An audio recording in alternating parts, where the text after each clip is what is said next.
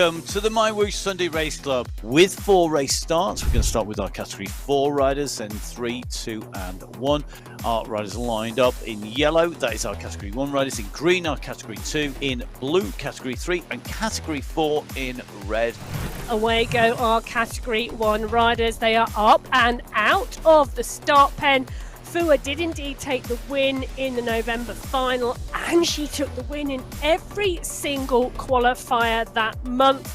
Well, who is here? That could change that. Catherine Fua on the attack here. We touted her as being strong on the climbs. She decided to test the legs of the riders and see who is going to be found wanting, see who is eager to chase. This is what we're looking at the moment, and this is the leading group in Category 3, catching the leading group in Category 4. They are not quite 19 kilometres into this race. They are right up on the leaders, and that is actually Pip Hill of the Category 3. So Category 3 shedding all of Category 4, but themselves now being caught by Category 2. Yeah. And this is where it gets confusing for the riders with our Category 2 and Category 1 riders.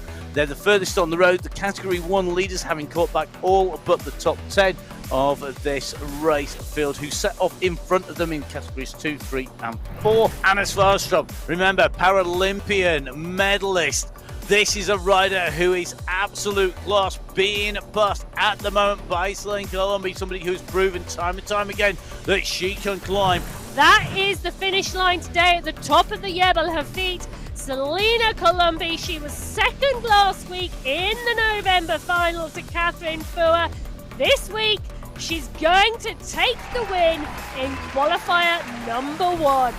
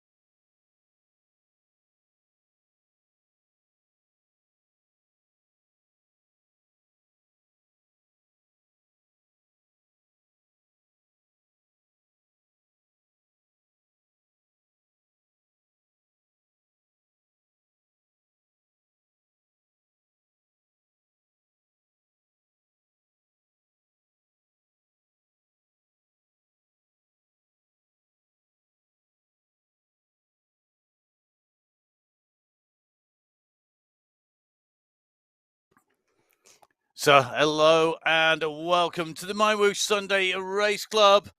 We are going to be bringing you all of qualifier race number 2. My name is Matt Payne.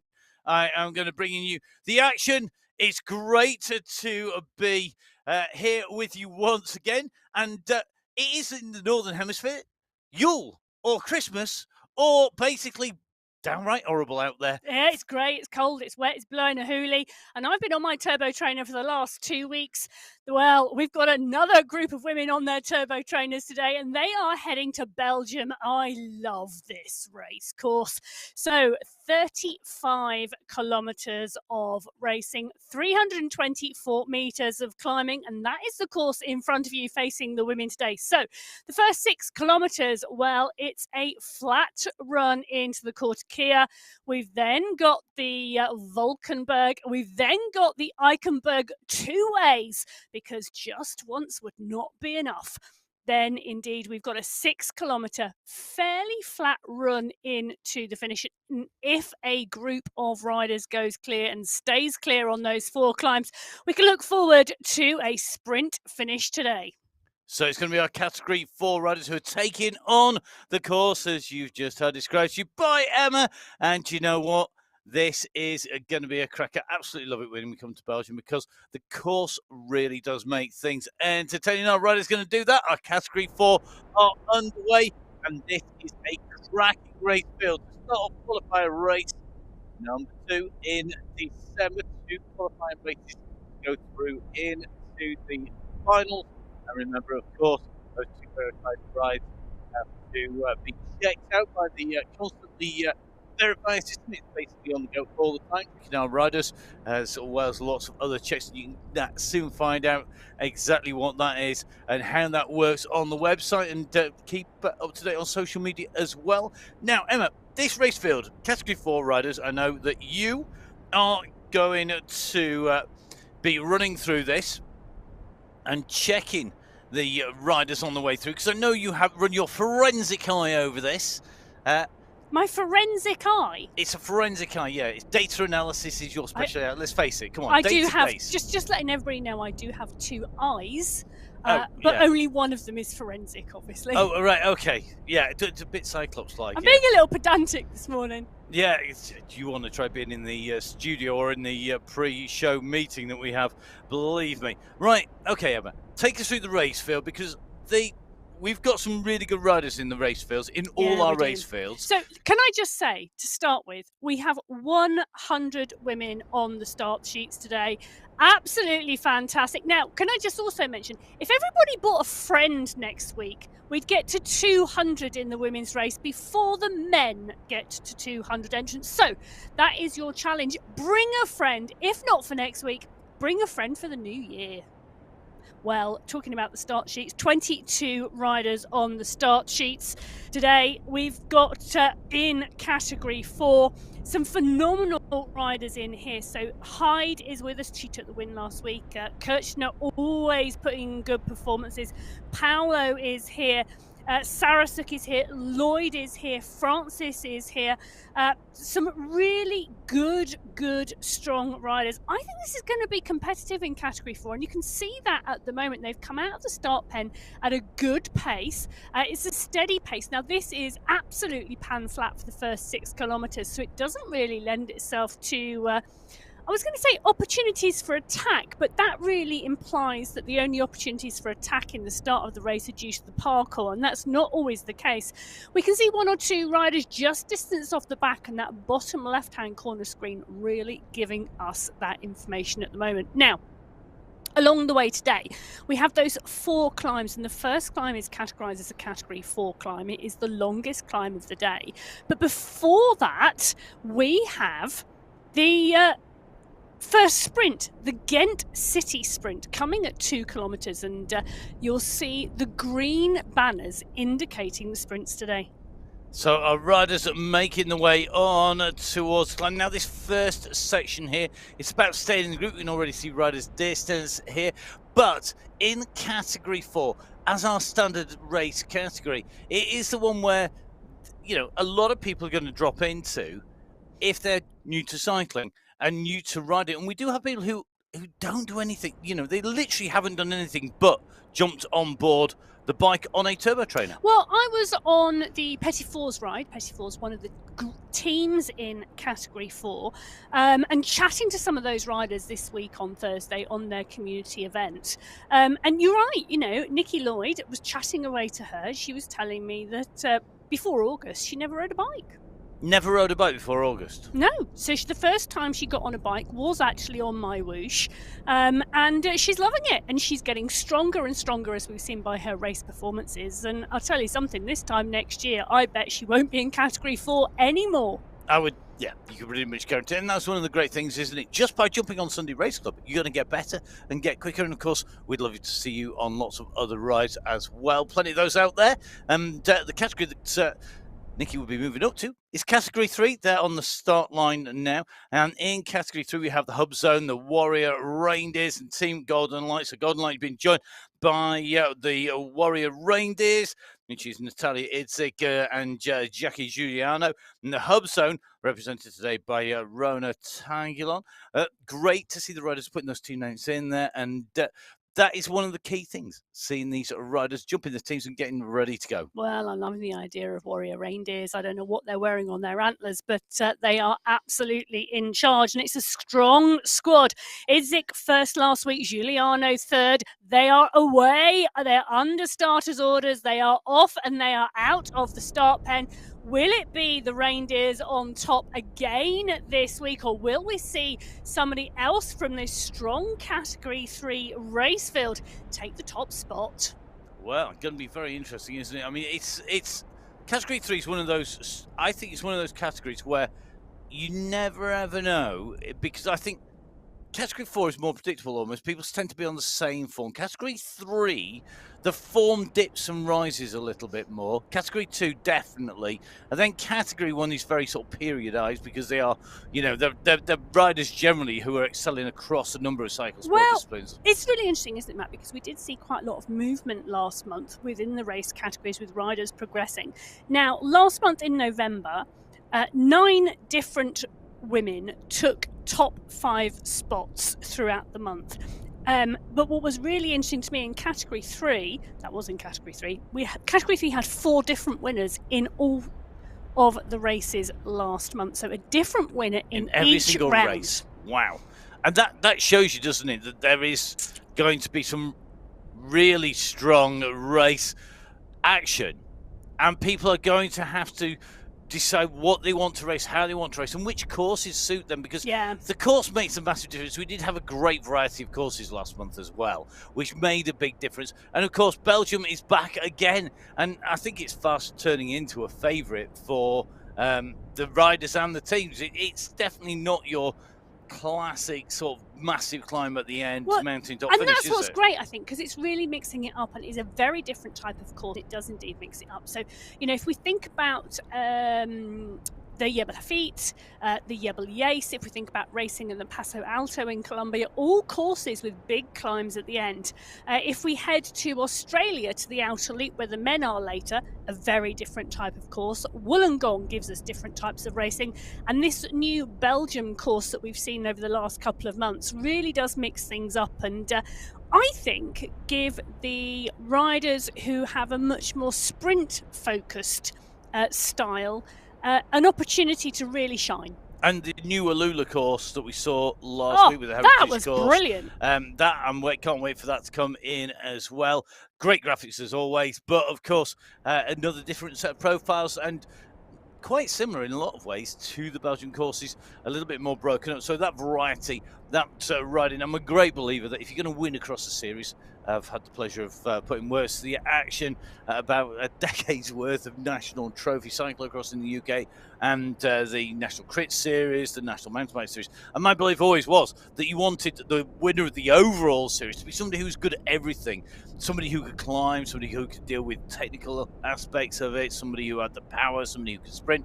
And that's what we're getting over the course of the Sunday Race Club down. We're getting a real mix of riders, and you've got to be a real all-rounder to take away victory regularly. And that's, as you say, 4 winners in 4 different races. That is brilliant to see. Now, Category 3 underway, Category 4 also underway. And this flat start heading into towards Ghent City. A nice warm-up if you haven't been on the turbo trainer and warmed up. And if you want to know the importance of warming up, then dive on to the website, have a little look, talk to a coach, or if in doubt, jump on and download one and maybe experiment. Do a warm-up before. If you're not used to doing a warm-up, do a warm-up before one of the race clubs. Do it in qualifying, don't do it on the main section, and see how you're going. Now, looks like a little bit of a push-on. Well, we've gone under that sprint banner, and Pip Hill obviously wanting to stretch her legs, ready for the climbs that are coming. Now, the climbs that are coming are short and steep. The first climb, of course, Kier does top 17%. So obviously wanting to wake her legs up and finish that warm-up during the early stages of the race. So Pip Hill taking that out. And Bolly Weston came through over the top, chasing hard there. So 2 riders from the Southern Hemisphere giving it some beans as we move across Category 2.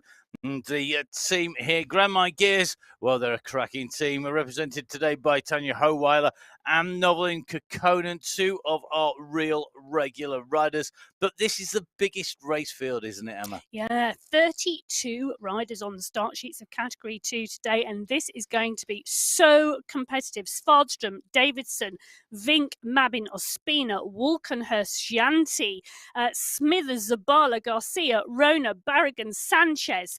Holweller, Lytton, Kokkonen, Alzat, Hino.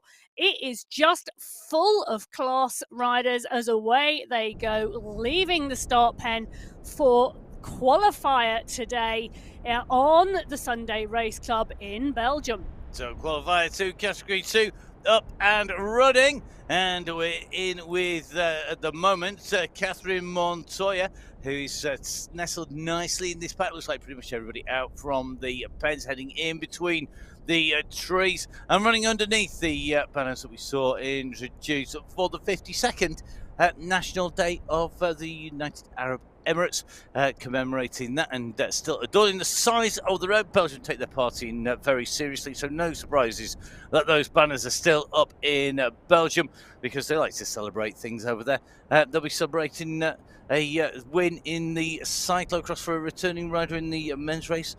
We've got some more cyclocross coming up. I'm not going to be on the mic. I'm going to be watching it, just like lots of other people. That means that I'm going to be doing lots of shouting at the telly, going, "Get up there! Hurry up! Move up! Quick! Oh no!" Sounds a bit like the commentary, really. It's going to be interesting today, isn't it, for those in the Northern Hemisphere and those, well, potentially from our Scandinavian riders who may well have been out on their bikes in the snow. Yes. The cyclocross from Val de Soleil is going to be really interesting today, having seen some of the footage of the training yesterday. But let's not worry about riding on the snow. Do you know what you'd have if you're riding in Belgium right now? Mud. Well, mud, these guys... mud everywhere. And do you know what? That's what I love about MyWhoosh. There is no mud.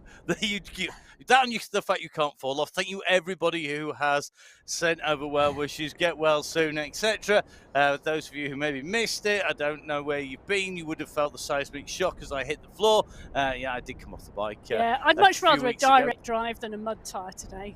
Yes, I think so. I would agree with that.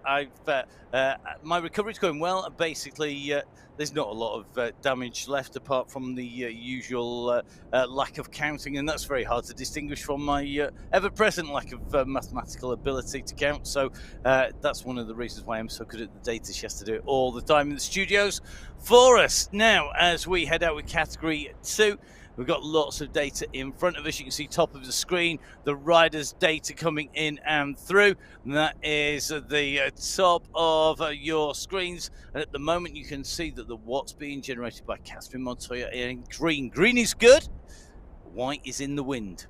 It's really straightforward. You're in the wind, you're getting that breeze blowing at you, and that is going to make life much harder. You're expending what you don't need to, and being able to ride the platform, sit and hide out the way is key. Now, on the right-hand side, you can see we've got lots more data. We've seen red and yellow chevrons because the first riders are on to the first of our climbs proper. The quarter key, the longest climb of the day.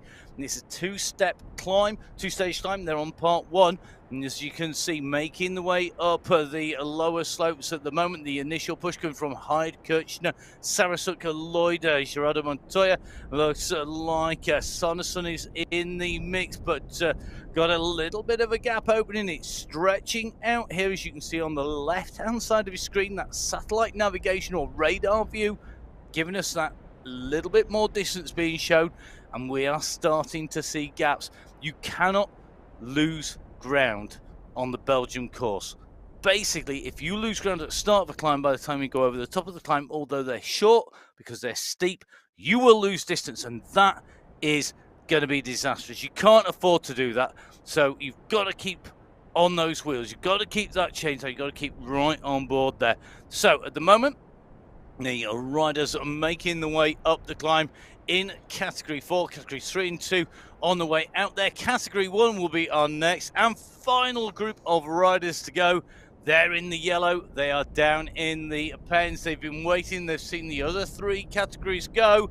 But Category 1, a cracking field. We have the Risky Biscuits team, and they are back. Oh, I'm going to join them next week on their community ride. Are you indeed? Okay. I am. No, well, let's. I've had to say that out loud so that I actually do it. Right, there you go, Risky Biscuits. You heard it here on the show. Emma will be joining you for your community ride. Chiara Donny, Marlene Bjarhead, Catherine Fuhr, and Mina Koistonen representing the Risky Biscuits. And we have got a very strong race field here today. Lots of our favourites on board. Lots of our regular riders here.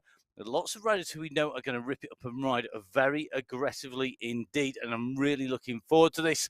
This is qualifier race number 2. This is category number 1, the final of our 4 categories to go, and it's time to put the pressure on, and time to get that chain tight, because we are away heading out of the pens. We're in with Roberto Bersoni. Roberto, one of our real superstars, come through very quickly and shown that she means the business when she's here. Bersoni had a cracking season, Emma, didn't she? She had a great run all the way through November. Absolutely, and second last week in the opening qualifier in December on the Jebel Hafit to Colombia. So last week it was Colombia, Bersoni, Fua, Van Hoven, Menezes. They were the top 5 on the Jebel Hafit. This is a very, very different course. And the quality of this race field today in Category 1, absolutely phenomenal.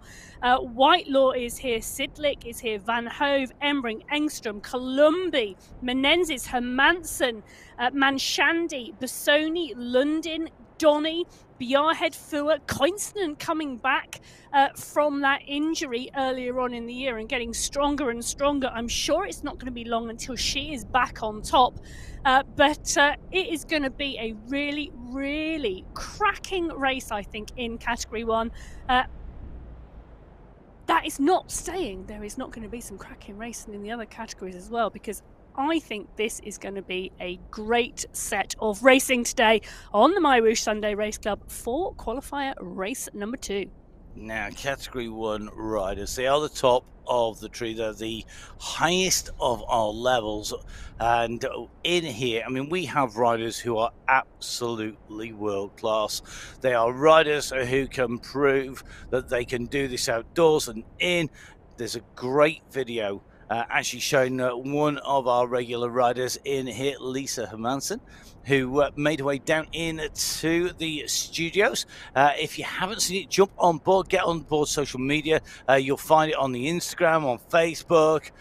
You'll find the links on there. You can jump on to the channel on YouTube as well, and jump on board and have a look. And Matt Smithson running through the turbo training, basically how that test was done. It's all part of the verification process that ensures that our best riders are indeed the best riders out there, and that they can match, they can walk the walk as well as talk the talk when they go out into the real world, rather than doing it necessarily at home. So going to be key for our riders to be able to perform today, because they'll want to get a good ride in. And this, of course, this course is very busy. Remember, 4 key climbs. The first one, the longest, with 2 parts to it. Then 3 very similar climbs. The final run-in is 6 kilometers from the top of the Eichenberg climb, taking us to our finish line. And that is a very, very fast run-in indeed. It is going to be key to stay with the group. Lose the group on this course, you're going to be in trouble really quickly. You're not going to pull that back in a single climb at the end. You've got to be right up there all the way through. And that is one of the things that makes this tough. We're going to get snapshots on the way. We do have our climb segments, which will tell us who's what, where and when on the climbs. And of course, our sprint segments as well. The Ghent City Sprint, the first of those, 300 meters long from 2K to 2.3K. And that will tell us who's moving well, who's going fast, who's not going well through that sprint. Has there been somebody squeezing from the back to the front? Already you can see the pushes on. Yeah. 4 riders just starting to up the pace, the group starting to respond. Well, a little bit of a push there going through that sprint segment in Category 1. But interestingly, not as much of a push as we've seen in some of the other categories. So Molly Weston and Pip Hill, the Category 3 riders that we saw push on earlier on, remaining the fastest riders through that section. Then the Category 1 riders, Engstrom, Sidlik, Hermansen, Prado, Manshandi, Koinstinen and Bersoni, rounding out the top 9. 23.9 seconds from Weston, the fastest time through that section. And the rest of the Category 3 riders pretty much rounding out the top 30. Then Category 2 and Category 4. Now I'm going to say surprisingly, because often we do see a bit of a push from Category 4 through some of the sprints. nice and steady at that point on the racecourse. So, Category 4, maybe saving the powder, keeping the powder dry. They know what's coming up. We've been here before. You can watch the videos back. Really, really key. Well, let's remember, Category 4, it was normally Myra Madeira who really pushed the Category 4 race pack through those sprints. She really liked to push her legs early and warm up. She's now in this Category 3 race pack. She has progressed after taking 3 wins in the Category 4 race through November, so a worthy progression to Category 3 from Myra Madeira. We are indeed in with her, and she is on the back of this group at the moment. This is the leading group in the Category 3 race, currently 7.2 kilometres into this race. They are well and truly on the steep sections of this climb. It's 13% under their wheels at the moment as they take this right-hand bend. And this is part 1 of the 2-stage climb. Remember that this climb does not finish until the riders reach 9.9 kilometers. And as you can see, the riders in Category 4 on the right of your screen, they're the leaders in Category 4. They are on the final slopes. It levels and then it kicks again to go up over the top of the Cortakia. It is a really, really mean finish to the climb, and you've got to be able to modulate your power. You've got to have a good flexibility in your pedal cadence and your power delivery, because you cannot just sit at one pace. This climb, yes, it has the dip down, the drop down, which is again varying gradients, but even just on the ascent, those variations in gradient are going to take their toll. So it's got to be a supple, flexible rider. It's no good just churning one gear at one speed. Well, and the other thing you've got to really bear in mind is you have to treat every single summit as the finish line of this race today, because if you do not go over the top with the leaders in your category, you will not be there at the finish. The descents are really critical, and the transition over to the descent. So if we take a look, you just see on the left-hand side of your screen, we've got the bottom left-hand side. You've got Category 3. They've just gone over the top, over the climb, and they're reaching a basically 0% gradient. They're going to be dropping down. They're going to pick up speed. They will open the gap on the riders who didn't make it with them.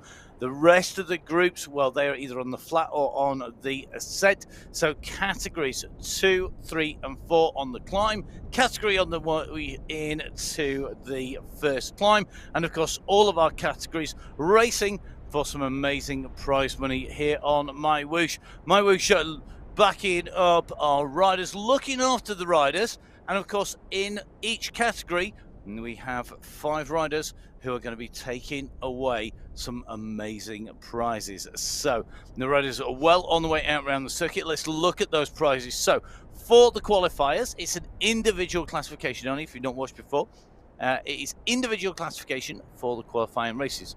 Top 5 riders. When we go to the monthly finals, you can see on the left-hand side, we have the individual classification with the same big prizes, but we also have the amazing team classification as well. Now, first prize in our qualifier race is 2,160 AED, running right down to 432 for 5th place in Category 4.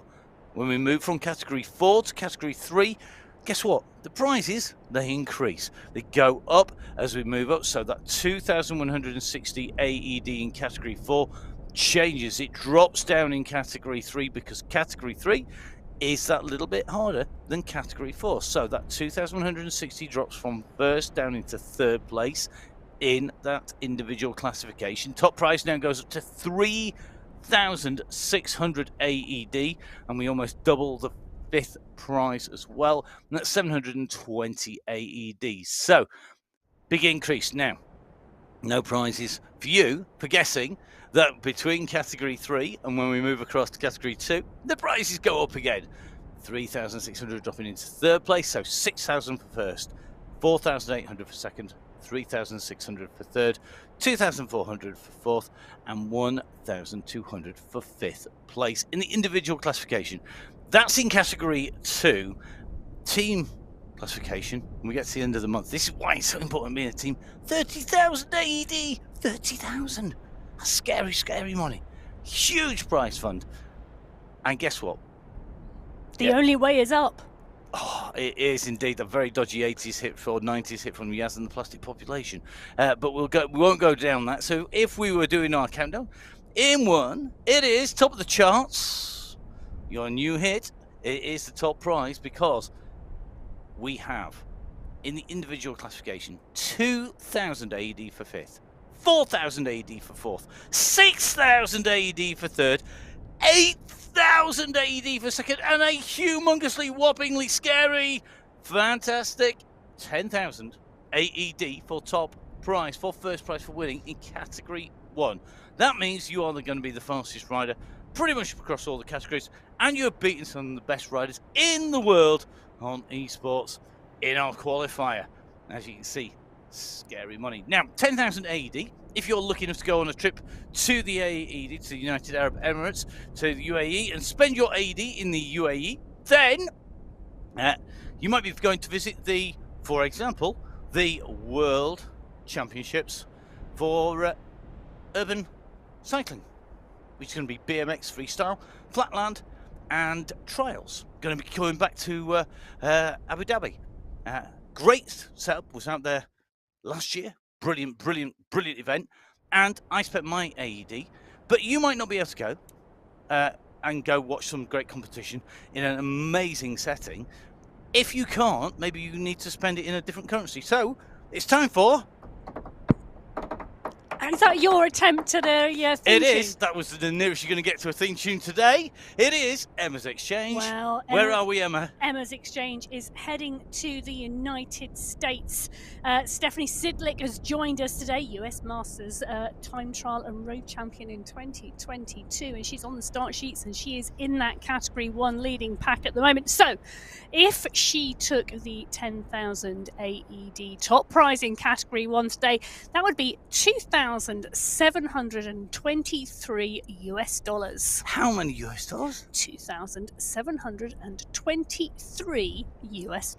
Oh, that would be very nice, wouldn't it? Well, it would be indeed. And, it's going to be interesting to see whether she is in that leading group fighting it out for the finish today, as we are at 6.8 kilometres into this Category 1 race. They are on the foothills of the Kortekeer. Now, the Kortekeer, the first time the Kortekeer was in the Tour of Flanders was in 1988. Trying to work out how old I was then. I know how old I was. I know how old. I just worked it out how old I was then. Most of our riders probably weren't born. I'm sure Catherine Furr wasn't born actually in 1988. Catherine Furr on the climb. So the first attack is going in. Can she climb it as well as they did in 1988? That's the question. She's certainly got some big power being put down. It's 6.8 watts per kilo. Koisten and Bassoni, Sidlick, Bjarhead, the leading chasing riders behind. Just seen Degum and Shandy squeezing up as well, and Embring. This is early on the climb now. Catherine Furr likes a long climb. We know that she's good on the big climbs. Today, she's having to go early on these climbs. She's getting the pressure on, and you can see, looking at the left-hand side of your screen, we're starting to get single dots of riders starting to be distance behind. The pressure is on. Furr is climbing. She's going past some of our Category 4 riders on the climb at the moment. Our Category 1 riders are fastest on the race route, and at the moment, they're showing just why they're in Category 1. Furr, Gonzalez Ruhr, Koistinen, Hermansen, Bjarhead, Benenzi, Sidlick, Giovanni on the way up there. This is going to be tough. You see that height gain in the distance behind Catherine Furr. She's gone over that first steep little kicker. She's going to go up. It's going to kick it again slightly as she goes up and over the top, and then she'll be into this little descent. It will regroup, I suspect, a little bit on the drop down into part 2, but Furr kicks again out of the saddle behind. They're coming and they're starting to close it down. Furr's got the chance now to get extra recovery time. If she eases off earlier, they will get back to her, but she will have had longer to recover before part 2 of this climb, and every second will count because it's a very quick descent. In front of her, Category 2 leaders, right-hand side of your screen. They're at the top of the Kortekeer, and they're going to do the tight left-hand turn and go through the brick arch. They go underneath the banner, so that Kortekeer climb, the fastest time was being held by Molly Weston in Category 3. It's just been eclipsed by Giannetti. That's Hannah Giannetti has just gone underneath the climb. She's now got the fastest time, I think, in Category 2. So the Category 2 riders showing that they're moving even quicker than Categories 3 and 4. But Category 1 are on the descent now, and they are motoring. They are indeed, and interesting to see on that bottom left-hand screen in that Category 2 race, the mix of colours already early in this race. Now, one of the key questions that's regularly asked on the broadcast feed is, why is the leader in Category 1 only 68th on the sheets at the moment in terms of the leaders of the race? Well, for watchers, should I say, and riders who are new to us, obviously there are staggered starts, and that is what is happening here. So Category 4 are the first starters. They start 5 minutes before Category 3, who start 5 minutes before Category 2, who start 5 minutes before Category 1, which means Category 1, our fastest racers, are the last racers to leave the start pen, and they tend to work their way through the other race fields during the race, which means that at the early stages at the moment, you can see they are 65th at the moment, is Vicky Whitelaw in this leading Category 1 pack, whereas if we look on the right hand side of your screen, we've got the Category 4 leaders.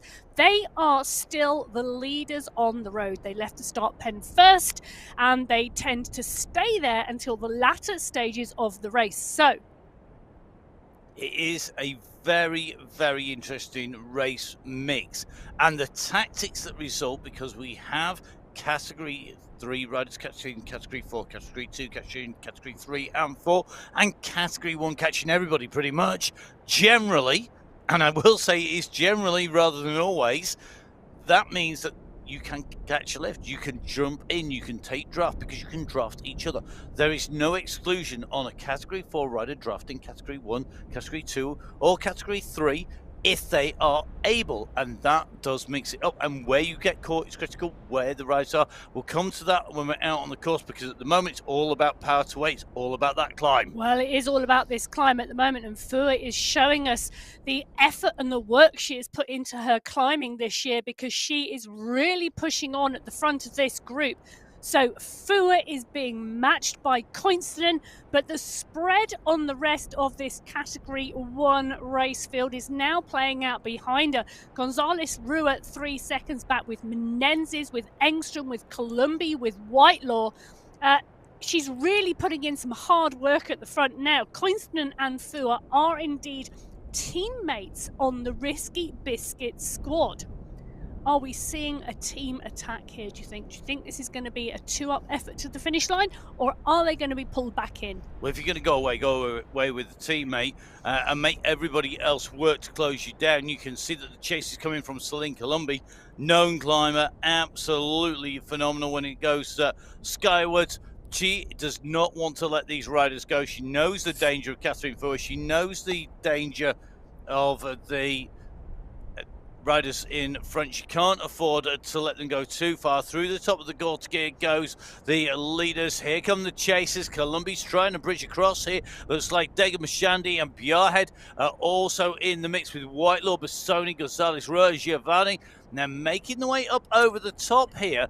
And this is a big group in the second of our groups. But if you look behind them, on the satellite navigation view, there are still groups of Category 1 riders who were in that pack who have not made the summit. They're just coming round that tight turn.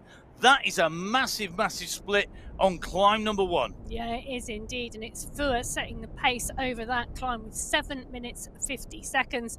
Her teammate Mina Coincident coming through just half a second back. Columbi then leading the chase group in Category 1, 4 seconds down. So Columbi, Manshandi, Menendez, Whitelaw, Gonzalez, Rua, Bjarhead and Giovanni are the riders rounding out the top 9, and in 10th place going through there, it is indeed Bassoni. Now you look at the time gaps there, 8 seconds from Fua back. Top 9 covered by 7 seconds. That is a big, big split. It can come together, but that shows you who is on form, who is going well. It could be somebody's hiding in the back of the group. They're not going too hard, but we will see. Now we're following Molly Weston here, and it's a great illustration of what you earn by being the fastest in the individual sections, because Molly Weston gets to choose pretty much, I think, between her jerseys. She's got two. She's got the polka dot jersey, so it will be a polka dot skin suit. If she was just the winner of the polka dot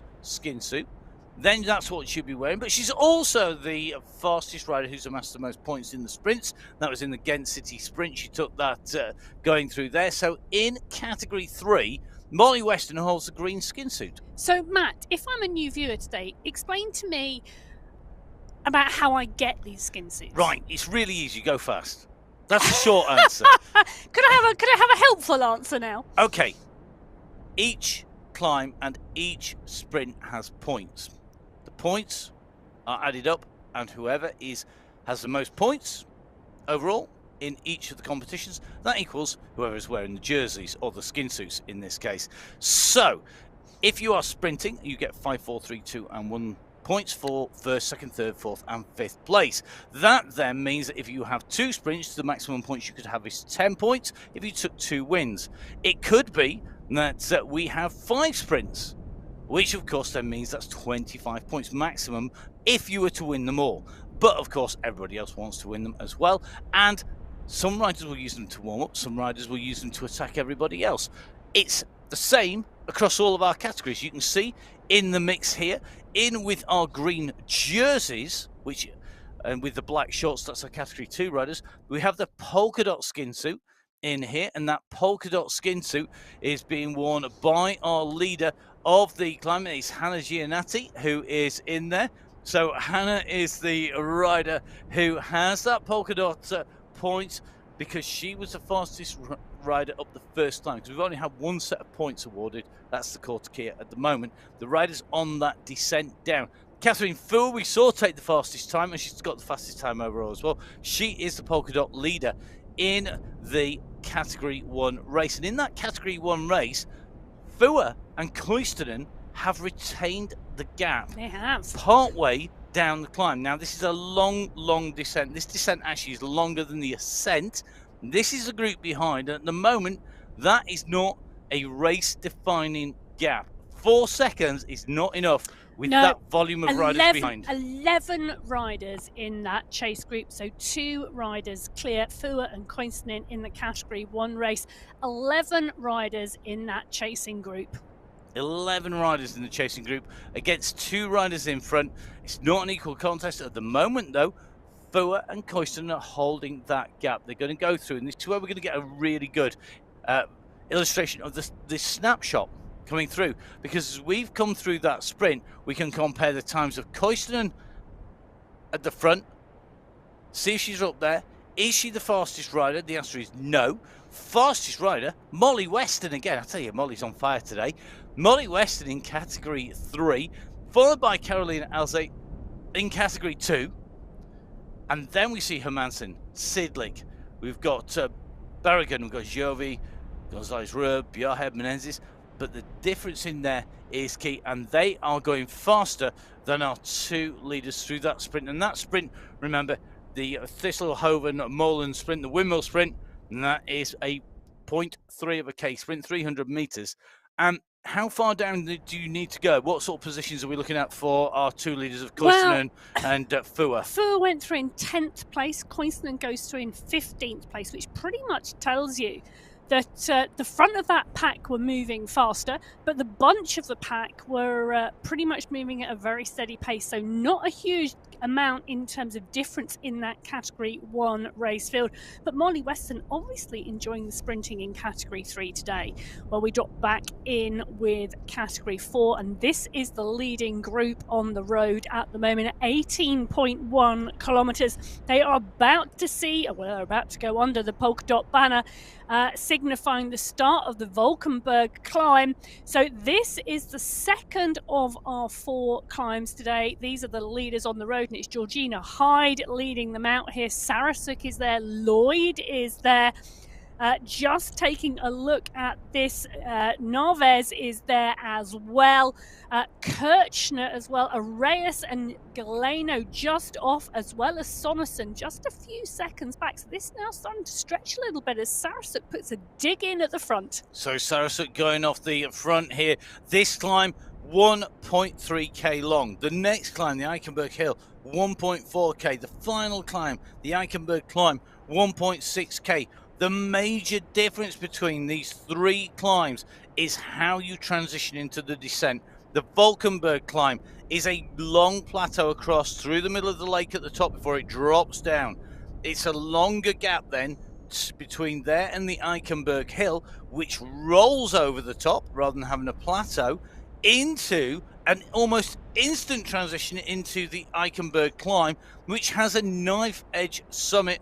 So the further into the next three climbs you go, the more important it is to be literally alongside the rider that you are racing against. If you are behind further through these climbs, the more trouble you will be in and the harder it will be to close the gap. Well, talking about being behind, Category 3 leaders are only 600 metres behind the leaders in the Category 4 race, and there's a couple of red jerseys in there as well, taking a tow at the moment.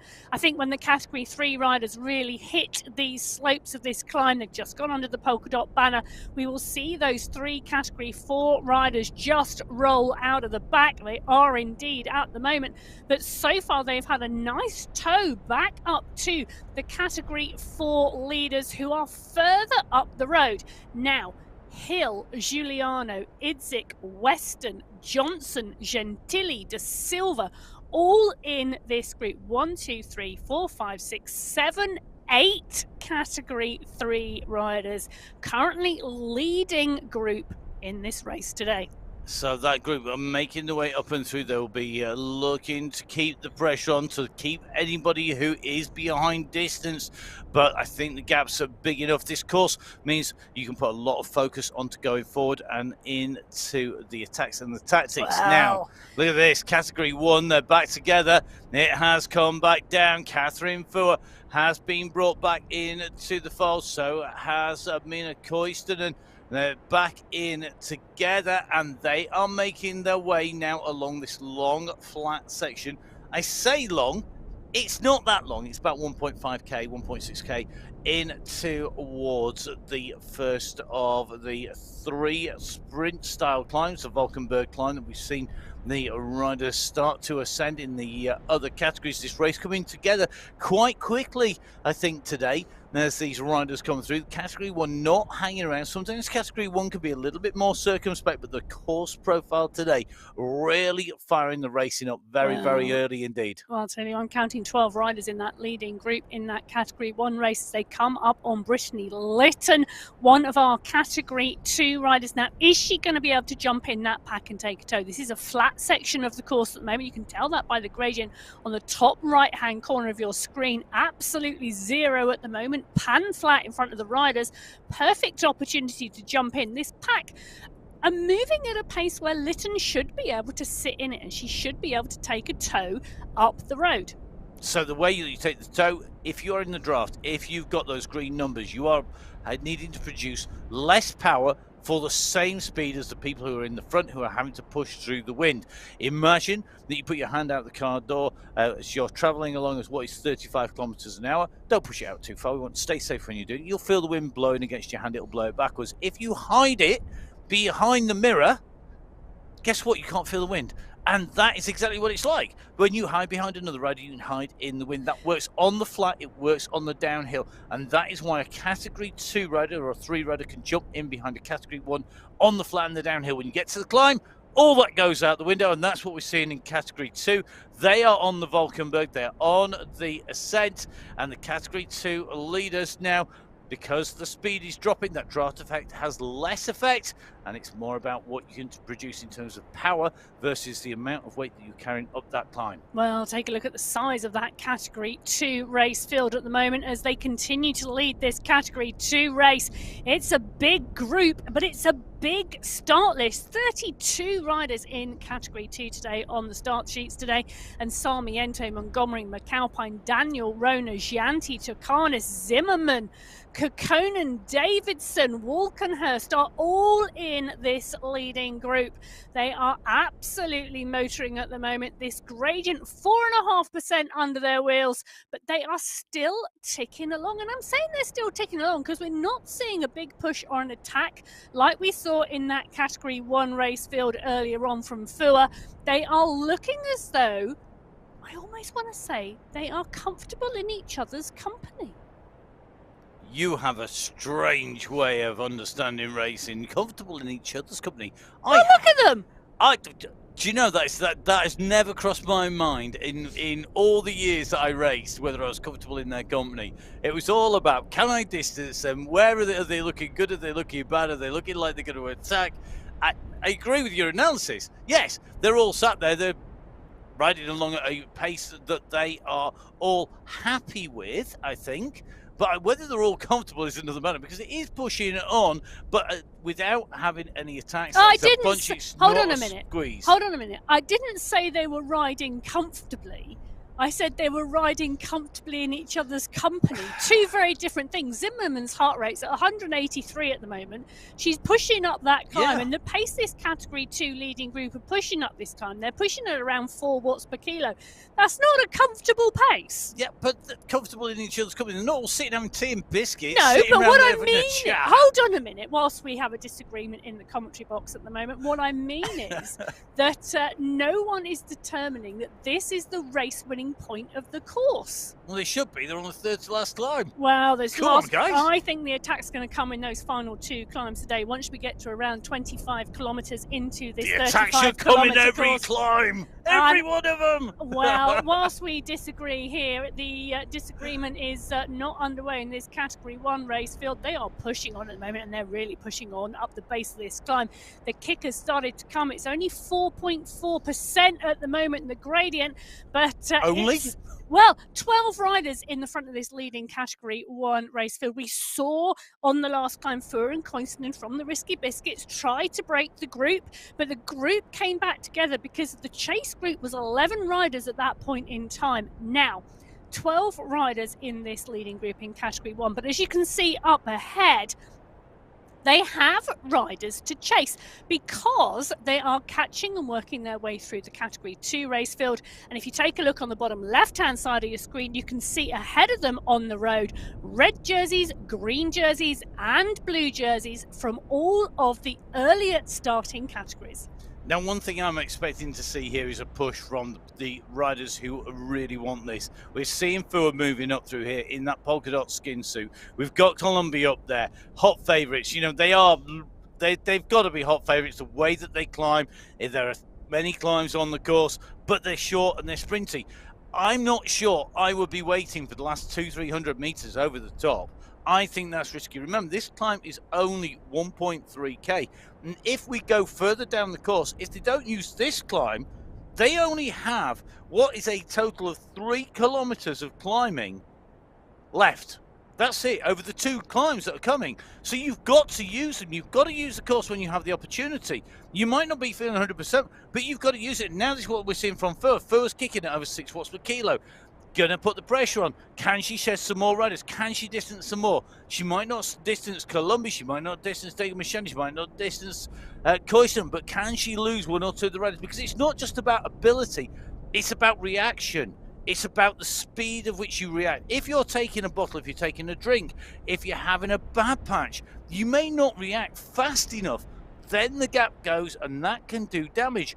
You've got to do the damage to the competition when you can, because otherwise you're carrying riders into the finish who might be on an absolute flying day. The quality of this leading group in this Category 1 race, I think they are all very, very capable of going into the finish together. It's going to have to be a really smart move with some really clever timing to break away from this group and stay away from this group. Well, they've got the time, I think, in that they've got the gap to the riders behind. you've got the time to use tactics, to think about what you're going to do, because you've distanced everybody else by so much. But that is too big a group.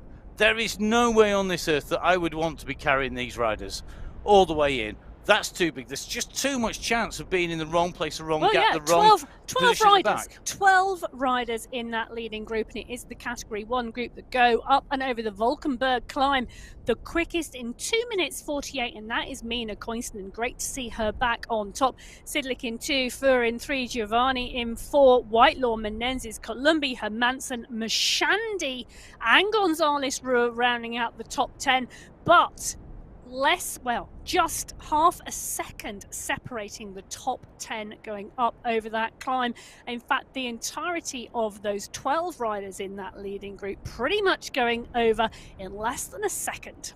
So Sophie Giovanni, who we saw have a great ride last week, was riding very strongly with Bastoni for a long time. One of our newer riders in here. Also, Vicky Whitelaw's doing very well today. She seems to be very comfortable within this group.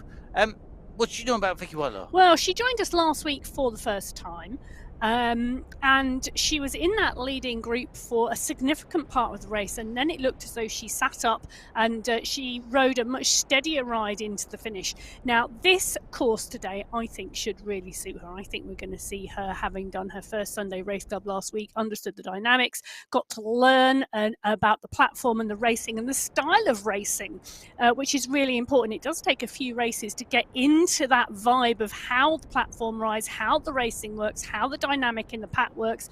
This type of course, I think, should suit her today. You know, multi-time representative for Australia at the World Road Race Championships. She's a Grand Tour stage winner in her cycling career. Phenomenal quality of rider, a prolific esports rider, and a really, really strong one. So it's really good to see her here, really good to see her in the mix. And along with the other new riders, Sidlik is with us today. She's a US Masters time trial and road champion.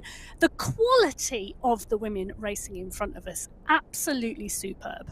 It is, and it's great to see the riders coming to join us on the Sunday Race Club. Please do jump on board. You're never too late.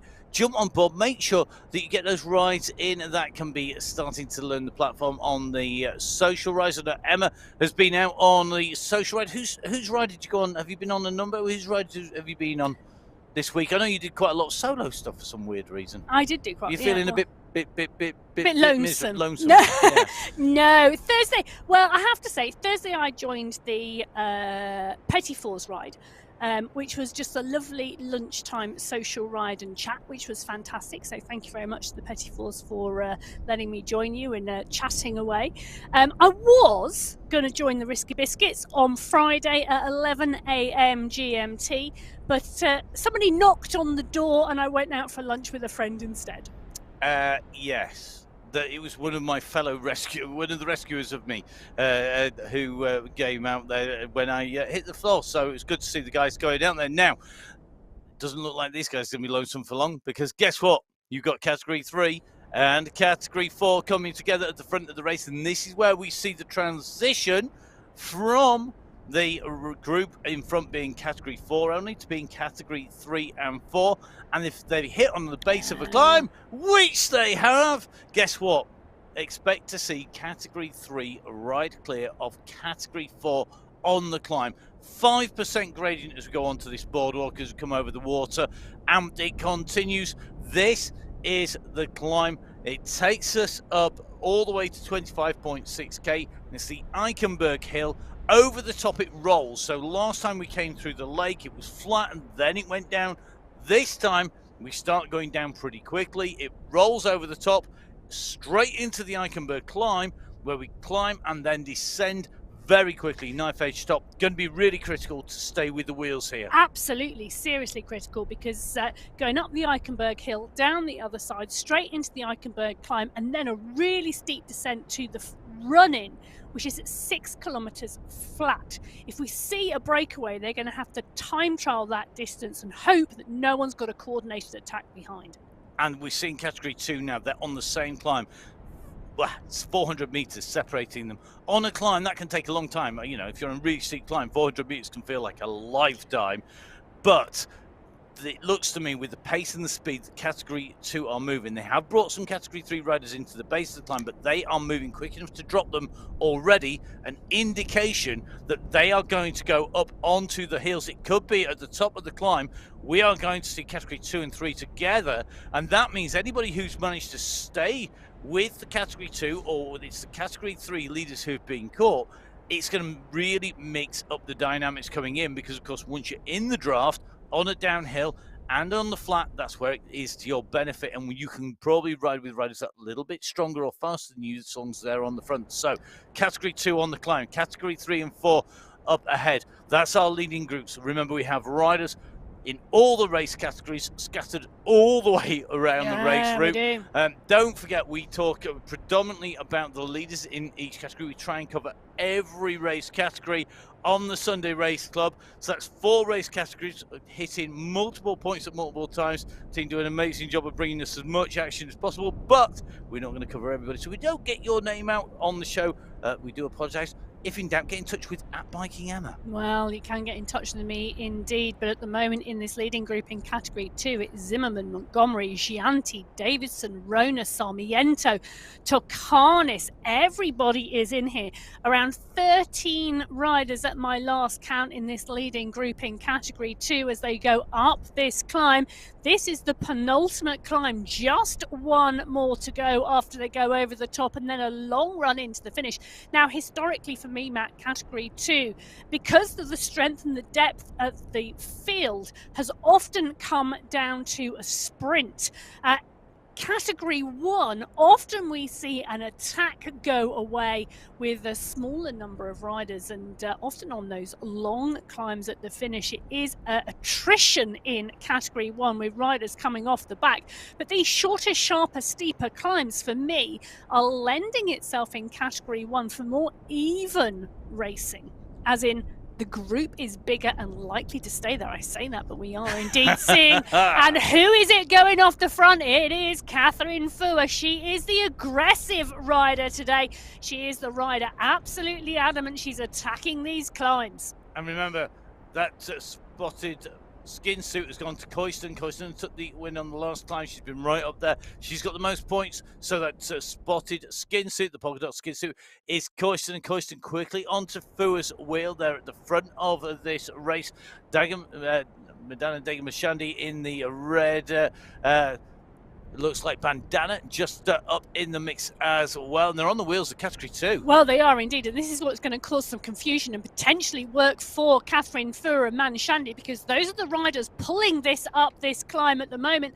The confusion around who is where as they work their way through so many riders will only be to the benefit of the rider putting the attack in at the front. So Fua, Columbi, Hermansen, Manshandi, Menenzes, Coinston are all pushing on here and all gone through and out the other side of the pack. The other riders in this Category 1 group need to get a move on. They need to get on the back of these wheels. Now, Molly Weston, we saw briefly earlier on, just on the right-hand side, going on the attack over the top. She's being chased by Giuliano Itzik, Johnson, Francisco De Silva, I think it's Grazia Gentili.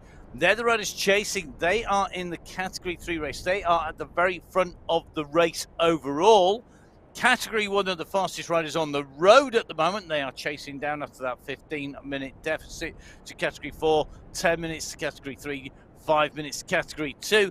But they are on the way. Remember, the prize is paid out per category, so whilst it may not influence the prizes, all the riders want to be the very first rider over the line overall and in their category. And the pace that these Category 1 leaders are going, it's looking good. There is indeed a string out behind this group. There are riders behind. Sidlick, Hermansen, Whitelaw in a little bit of trouble behind. You can just see behind this group Bjarhead is in trouble here. Gonzalez Rua is in trouble as well. Looks like Bassoni has been distanced and Bjarhead here. So Whitelaw needs to push on as well. That gap has gone. The gap is opening, and Whitelaw is the rider that needs to push on if she's going to close this gap and close this down, because otherwise we're going to see that leading group go away. Sidlick, one of the newer riders in this race field today, managing to get onto the back of that group. So it's looking like 1, 2, 3, 4, 5, 6 riders clear in the Category 1 race. So here we go. This is all about making sure that you're in the right place at the right time on this course. We said you can't afford to let the gaps go. If you do let the gaps go, Vicky Whitelaw going up there 7.9 seconds slower than Dame Mashandi.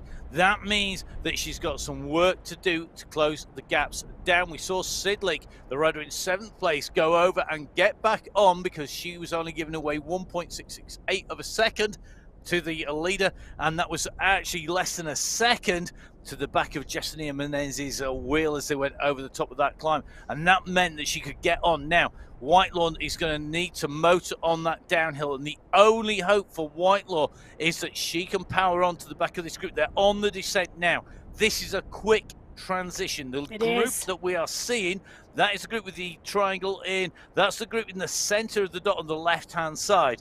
Behind you can see there is a yellow disc. That yellow disc, that is the chase behind. That gives us an indication of how far behind they are.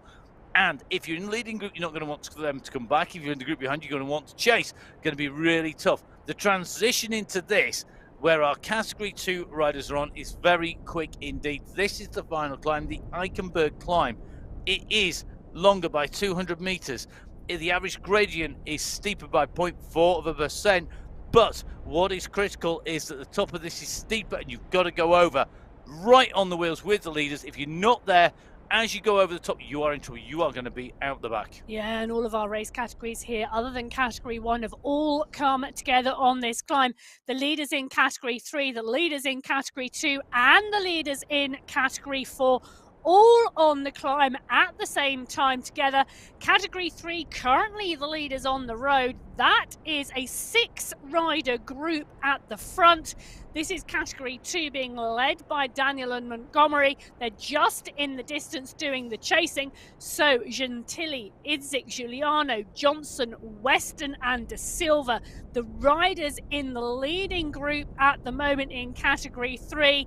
They are 20 seconds clear of the leading group in Category 2, and well, they are on the final climb of the day. And what for me is key here is to make sure that you get to the top of this climb with the leader. So if you are a Category 3 rider or in this leading group, what for me you need to be doing, you need to push, and you need to push because you're not going to be able to respond fast enough and hard enough to go with the leaders in Category 2. They are putting out 4.5 watts per kilo. The leaders in Category 3 are doing 3 or 3.5 general. They need to squeeze on as much as they can so that they get caught at the top, because that then means if you are one of the few riders that get caught at the top, you've got a chance of staying with them into the finish and opening a gap courtesy of the express train that is Category 2, because you can jump on board that guys van and hold on to the back for grim death and stay with them all the way, and they're going to open the gap for you, but you've got to go over the top. The paces riders are coming. They're going to catch them on the slopes. We are not going to be over the top, and it is an almost instantaneous run into that descent. They're coming, and they are coming too quick. I think the only hope is that this group is big and that it's long enough that the riders in Category 3 can jump on the back of the group, because it's a big pack here. Well, it's really interesting, isn't it? Because none of these Category 2 riders look like they're wanting to put in a big attack off the front of this Category 2 pack. And it's a huge pack at the moment. This is the final climb. This is the Eichenberg climb.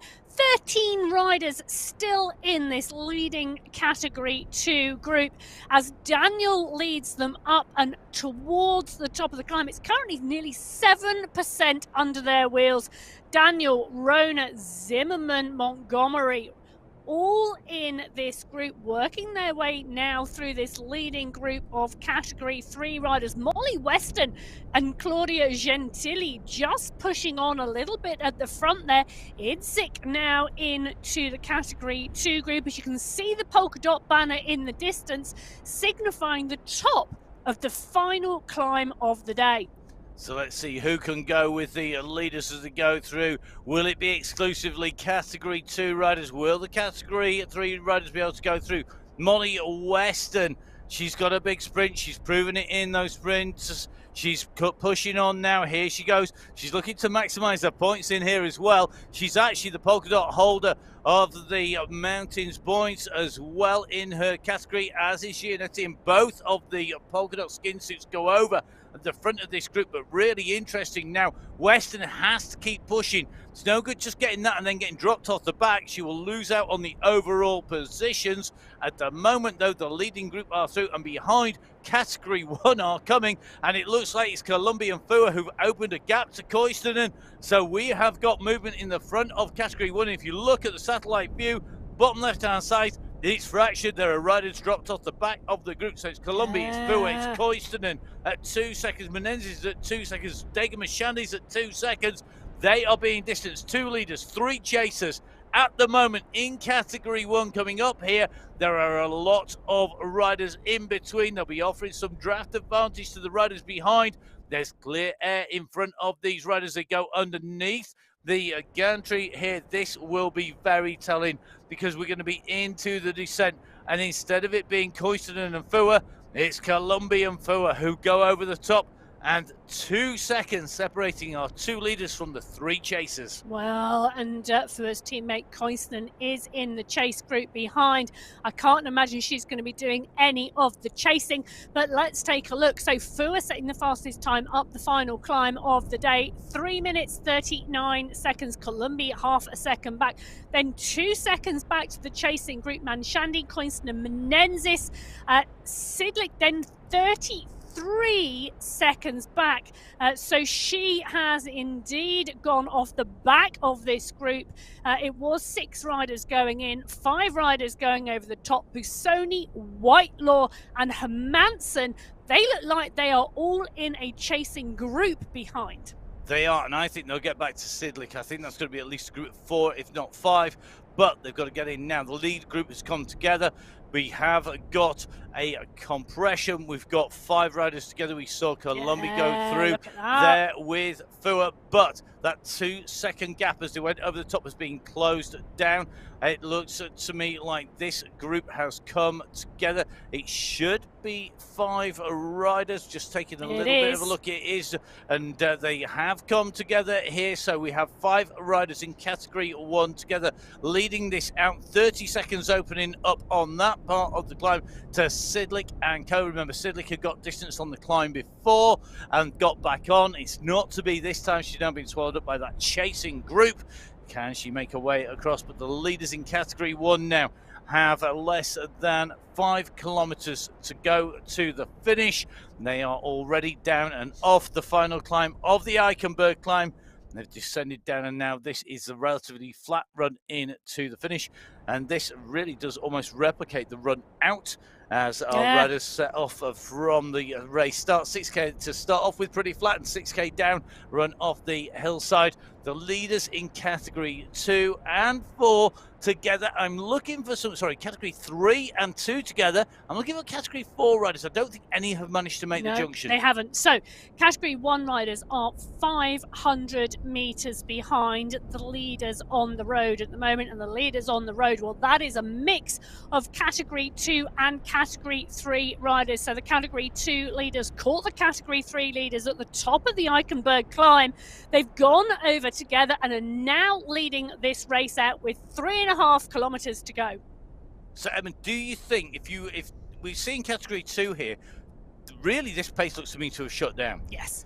Are they taking a break, knowing that Category 1 are coming, knowing that they need to be able to wind up and jump in with the Category 1 riders? Because if they've got the TV rolling, if they've got the feed, they're getting the information about what Category 1 are doing, as well as what is happening in their race? Well, I think if I was sat in that Category 2 race field at the moment, I'd be thinking there are two options here in terms of this finish now in the last 3 kilometres. Either we're going in for a group sprint, or Category 1 will make the catch, at which point I need my sprint to stay in that group.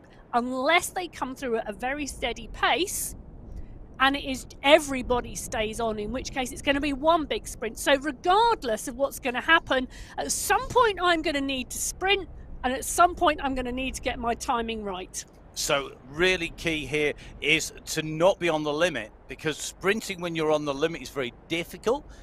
Having some capacity in the system, being able to wind up, but you don't want to be caught too slow either. So potentially winding up as they come towards you, depending on what your kick is. If you've got a great instant snap kick, so a fractions of a second, you can go 0 to 30 in like 0.6 of a second. If you can smash that power down super fast, you want them to come, and you want to use that to get in with that Category 1 group. If they come at a pace, if you're a slower accelerator, you maybe have a higher top speed, but you accelerate slowly to that, you would want to be winding up and getting the timing just right, so you almost drop in team pursuit style. Well, you've also got to remember that this Category 1 leading pack are also thinking a pretty similar thing. There are 5 riders in here. There are 5 prizes today. The order is going to be decided, I think, at the finish line here in the sprint. So they are also looking at each other. They are also dropping their heart rates, unless someone absolutely goes for it, like Columbi is now. So Columbi putting an attack in now because she doesn't want to take those other riders into the sprint. And this is where we will see the attacks come, only because when they don't think they're capable of the sprint, because Koisten there just kicking out 9 watts per kilo to stay with them. And I'm looking at those 5 riders in that leading group. I'm not sure an attack here is going to work. I think this is going to come down to the final sprint because of the quality of this leading group. Now, while they were sat up, it gave Sidlik the opportunity to time trial back on. And the gap has come down from behind from about 45 seconds to around 30. But now they've started to attack each other. That's going to go back out again. So really interesting dynamics here. Columbi, the one trying to light it up. Fua constantly covering the move. Koinstinen in there as well. Manshandi, we know, has a kick too. Well, this is going to be a good final 2,000 meters. So here we go into those last 2K. Our leaders in Category 1 closing down on the front of the race, set off in front. Everybody starting to wind up in this group. They can't afford to go back. At the moment, they're all at least guaranteed a prize because there are 5 of them. If they let Sidlik come back, and Sidlik is still staying clear of the riders behind her, she, well, could steal one of those 5 spots from them, and that would be dangerous. And the fact that Sidlik's come back should have blunted her sprint, but would you want to take her in? They know each other. The 5 riders at front here, Columbi, Koistinen, Fua, Degamashani and Menezes, they all know each other. They've ridden against each other regularly. I'm going to be brutally honest here, they all know that they can all climb, and I think they all know that none of them are a pure sprinter. And that means you can't be as good a climber as all 5 of these riders are and be able to be one of the best sprinters in the world. That means that these riders, I think, have an edge of uncertainty in there as well, because they aren't the best sprinters in the world. They're not bringing the best sprinter in there, and that is going to make a difference. But look at the size of that leading group on the road at the moment. There's at least 16 riders in that leading group, and they are only 200 meters down the road with 1 kilometer to go. So are we going to see 16 riders caught by 5 riders all in this sprint? I think we're going to see Category 2, 3 and 1 all come into the finish line together. Well, it's going to be really interesting to see how this finish runs and who is going to take it out into the finish, because of the mix. 16 riders. We've got Category 3 and 2 on the right. We've got the Category 1 on the left. They're all going to come together. Surely they're all going to come together. Well, there's 500 meters to go, and it's Daniel leaving it out in the Category 2 race. Walkenhurst has gone early. Walkenhurst has kicked with 500 meters to go. She really wants to take this out. It's a huge pack in Category 2 of 12 riders, and Walkenhurst is adamant it's hers. Gianti responds to Carnis. Daniel Zimmer armament are all there. They've still got a way to go. They've got to turn around this right-hand corner before they see the finish line. Will Walkenhurst hold it? She won't, because Alzat has gone over the top. Alzat, Daniel Walkenhurst to Carnis. Rona comes through. Rona comes through from the back, takes it from Alzat in that race field. As the Category 1 riders come in and sweep round the corner, it's Catherine Fua who has kicked. Columbi's in 2, Koisnen's in 3, Menendez is coming, but Catherine Fua takes the sprint in Category 1. What a race, what a ride. A fantastic ride. Monica Rona taking the win in Category 2 with a fantastically timed sprint, using the draft to come from back to front. Welcome to the top step of the podium, Monica Rona. We have a regular winner in Category 1 with Catherine Fua racing from a long way out, kicking hard early and using that time gap she opened to hold the rest of the riders off to that finishing line. Stephanie Sidlick is the rider who is coming in behind on this long run in. She chased, she has kept the gap. It's going to be one step up in on our top 5. But you know what? Great ride by Stephanie Sidlick, and it augurs well for qualifier number 3 next week. She's going to come across the line here in 6th position in Category 1. And given that she's got that green sprint skin suit, I bet they're glad they didn't take her to the line. So there we go. These are your results as they stand. They're live at the moment with Catherine Furr in 1, Celine Colombi in 2, Yesenia Menendez in 3, Dana Degamashani in 4, and Mina Koisten in 5. In Category 2, Monica Rona from Andrea Alze and Julia Walkenhurst. They were your top 3. At the same time, we also had the finish of Category 3, and I think that was Weston Itzik and was it Francisco de Silva? I think it was, by the look of that. So another cracking result there. Don't forget, you can catch up with all the results on mywhoosh.com/results. They're live at the moment. They'll become unofficial when all our riders finish, and then they'll be verified. It's been a pleasure putting words to the action. My name's Matt Payne. You can catch up with me on social media, on Strava, on Facebook, on pretty much everything, and on MyWhoosh at Matt Fix the Pain. Emma, where can we find you? Oh, you can find me at Biking Emma on Instagram. Please do get in touch. Really keen to hear from you. If you're currently got your turbo trainer looking out of your pain cave at the snow, take me a picture and drop me a line. Definitely. And don't forget, of course, to give MyWhoosh a follow. It's MyWhoosh on Instagram and on Facebook. It's my_whoosh on X, formerly Twitter. And make sure you give us a like, a subscribe on YouTube or on Twitch TV. It's MyWhoosh Live on Twitch TV. More of you do that, the better it is for everybody. Let's face it. The more people we get watching and riding, the better it is. We're all fitter, healthier, and hopefully happier, whether we win or not. I will try to remember that myself next time I'm on the bike. But for now, we're going to take a quick break. We'll be back with the men's race shortly. But from the team behind the scenes who make it all happen, from Emma and myself here in the studio, stay safe. We'll see you again soon. Goodbye.